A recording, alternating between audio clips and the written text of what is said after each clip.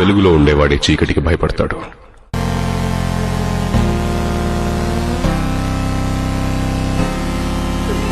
ఆ చీకటే నేను.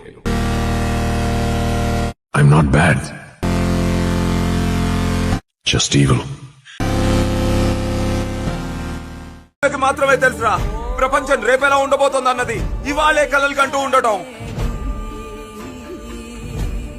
అలాంటి రోజు వస్తుంది. My day will come. ఆ రోజు మనం అక్కడ ఉంటాం, పైన ఆకాశాన్ని తాకే ఆ ఇంట్లో.